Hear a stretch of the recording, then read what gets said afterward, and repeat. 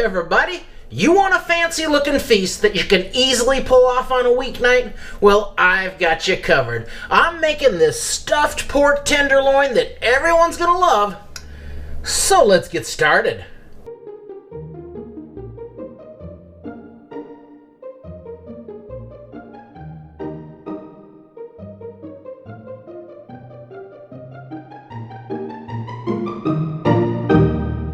So let's get started on the filling, and I'm going to begin by mincing up a few cloves of garlic. I'll dice up one small onion or half of a medium onion, and I'll also dice up some red bell pepper.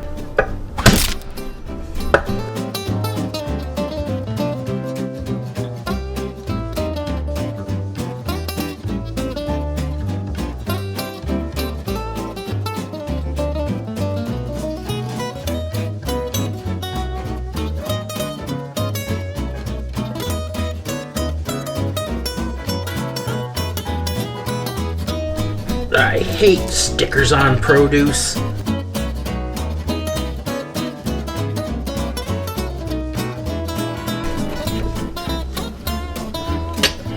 Now let's start putting this stuffing together. I'm going to start with a good dose of some nice olive oil. This is just in a cold pan. Got a few tablespoons of olive oil there. I'm going to throw in my onions.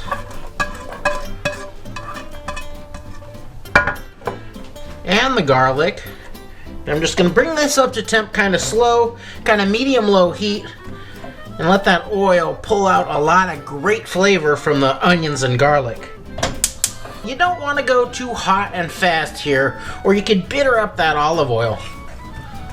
Toss in a little pinch of salt to get started. I'm going to throw in a tiny pinch of crushed red pepper. Alright, after just a few minutes, the onions are starting to soften up a little bit. So I'll go in with that half cup of red pepper, all diced up nicely. And now I'm going to go in with a pound bag of frozen chopped spinach. Now, you could use fresh spinach if you want, but you better back up a truckload because you know that stuff just disappears as soon as it hits the heat. With this frozen stuff, it's a little more what you see is what you get. And you could use the kind that's in a brick. It's just going to take a little longer to cook. I like this kind in the bag because I can smack it around my hammer and loosen it up before I throw it in the pan. And I'm going in with this frozen right out of the freezer. Just dump that whole thing in there. Now I can turn the heat up to about medium-high heat because that cold spinach is going to keep the olive oil from burning on me. Let's hit this with a bunch of fresh ground black pepper.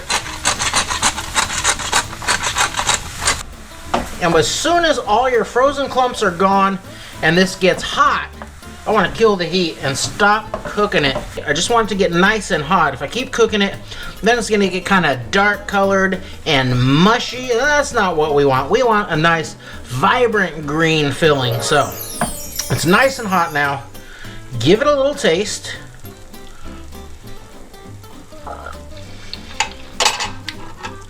It's pretty good. Use a little bit more salt here. Let me tell you, if you just want a vegetable side dish, you can stop right here and serve this up. It's really pretty darn tasty.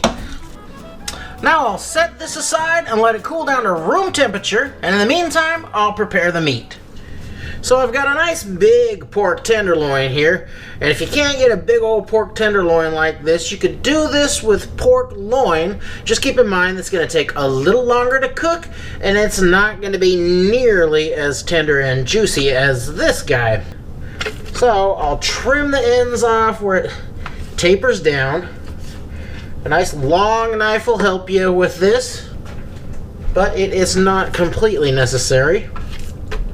So I'm going to start by cutting across. I'm going to come in shallow about 1/3 of the way, and I'll cut across here as evenly as I can. And I just don't want to come through the backside here, so I'll kind of open that up and follow that till I get close to the end and it opens up. There, very good. And now I'll come across this way, do the same thing, open that up, and hopefully we'll get a nice even sheet of pork tenderloin meat. This takes a little bit of practice, but it's not too difficult.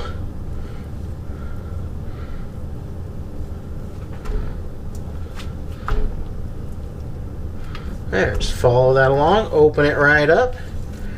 Very good. And now, trim the end just a little bit, square it off just a little bit. I'm not gonna waste these guys here. They'll go into some ramen or something. Right? Now I'm ready to stuff this thing.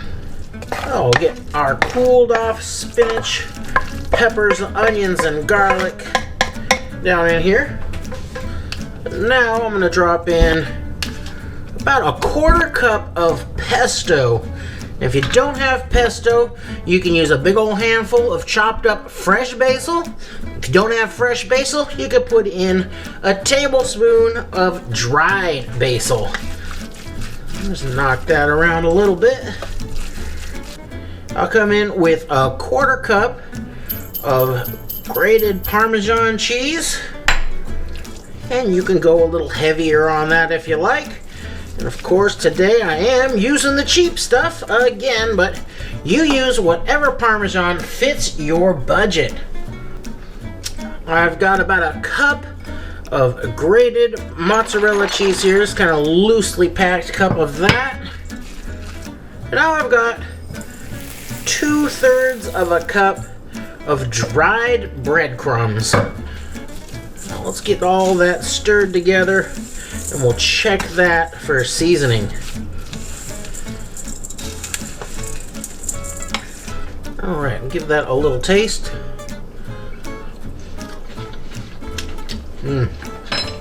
Of course, there's a big old pinch of salt. It's gonna be about a teaspoon, and a bunch of fresh ground black pepper. Now, once everything is all mixed together and the seasoning is where you like it, go ahead and put in 1 egg to kind of bind that all together. Just mix that all in really well, and our stuffing will be ready. I'll give that just a little bit of salt and pepper.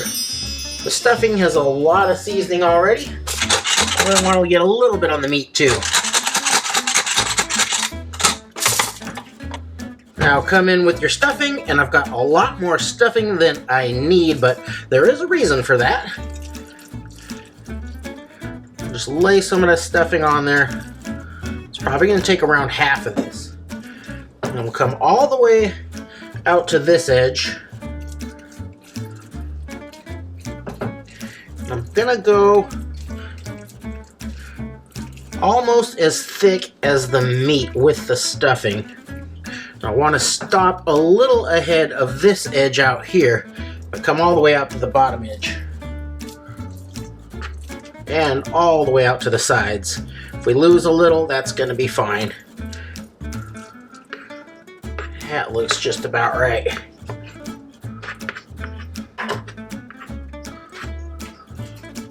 Beautiful. Now I got some pre-cut lengths of string here. I'm just gonna roll this up now gently, starting on this edge. Tuck it under. Roll that over all the way right on top of that outside edge. Little stuffing's falling out. Don't worry, a bunch of it's gonna ooze out when we cook it, and that's just fine.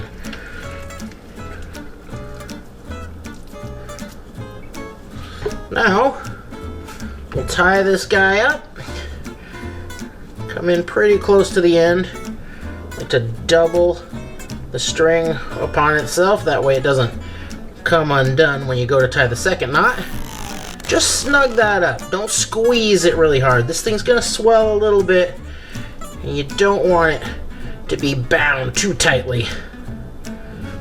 Just snug it up, Make sure it all holds together. And let's come down about 1.5 inches or so. Do it again.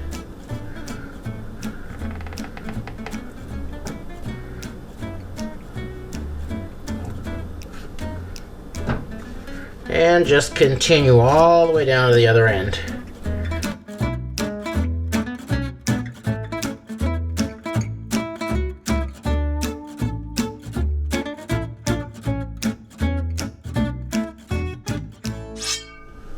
Now this extra stuffing I'm going to pop right inside of these mushrooms, and they will cook right alongside of the tenderloin and make a really great side.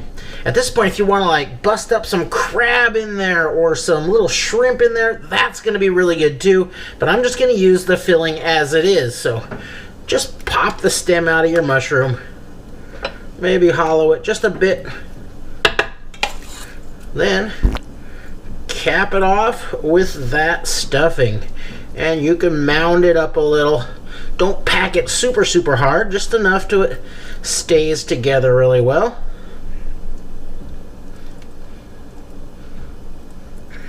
Yeah, that looks great. Now we'll sear this off a little and we'll pop it in the oven to finish it.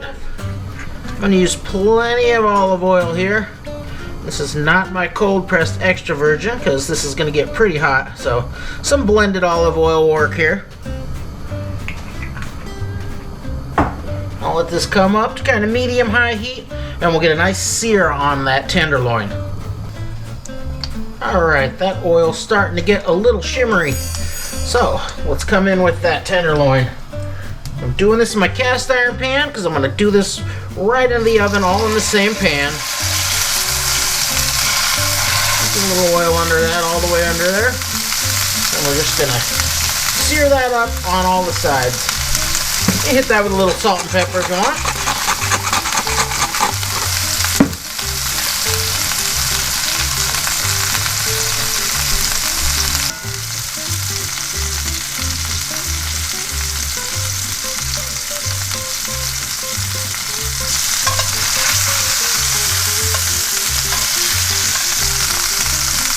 Alright, now, carefully put our mushrooms in here along the side. It's hot, be careful.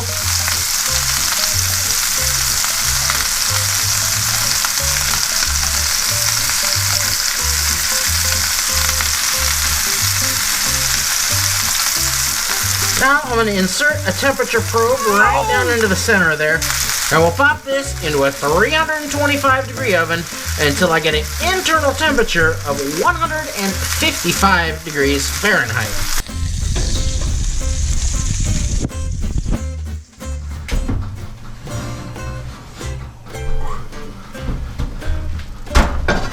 Alright, now we've hit 155. I'm going to take this out and let that rest for like 10 minutes over here. And since these mushrooms are really gigantic, I'm gonna turn the oven up to 400 now, and I'll put these back in for the 10 minutes while that's resting.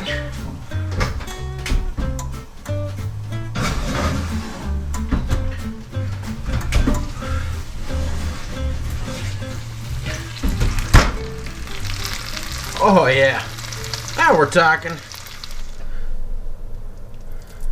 Oh yeah.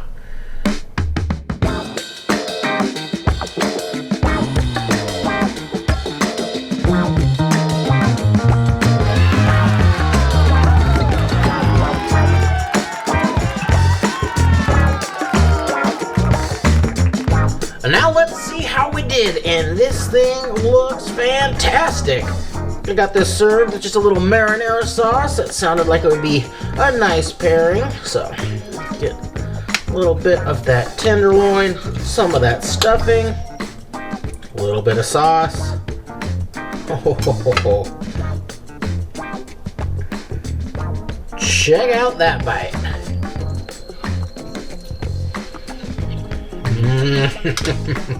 Oh yeah. Woo. That, it's just is just awesome. The tenderloin is still nice and moist, even though this is more done than I usually take my tenderloin. I usually pull mine at about 145, but whenever you're doing kind of a stuffed roulade like this, you're going to have to go a little longer to make sure that the stuffing gets cooked through and sets up. So there's always a bit of a trade-off here. You're trading something that's really pretty to look at, really delicious, and you sacrifice just a little bit on the doneness of the meat. But since this is tenderloin and not loin, it's still nice and tender and nice and juicy. The stuffing is set up so it holds together really nicely, and it's also nice and moist with a ton of great flavor, and it matches really well with the sauce. Let's try this mushroom out. Oh yeah, that's got a little bit of crust on the surface from that extra blast at high temp right there at the end.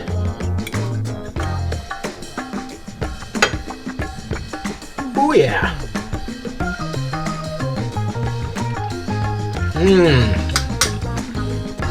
Oh yeah. That is another great bite. And those will be perfect just served up on their own. Man, that's good. Oh, overall, this is just a great meal. It'll be really good with a little pasta on the side over here, but you know, you can't always be eating pasta these days. Sometimes, when I'm trying to figure out what to cook, I'll just Google recipes using the main ingredient that I have, which is usually what's on sale at my local grocery store. Then I'll just look at the pictures. No recipes, no descriptions, just the pictures. And then I'll use that for inspiration to come up with my own recipe. And that's exactly what I did with this dish, and I couldn't be happier with the results. So, I really hope you try this one, and I know you're gonna love it. Thanks for watching.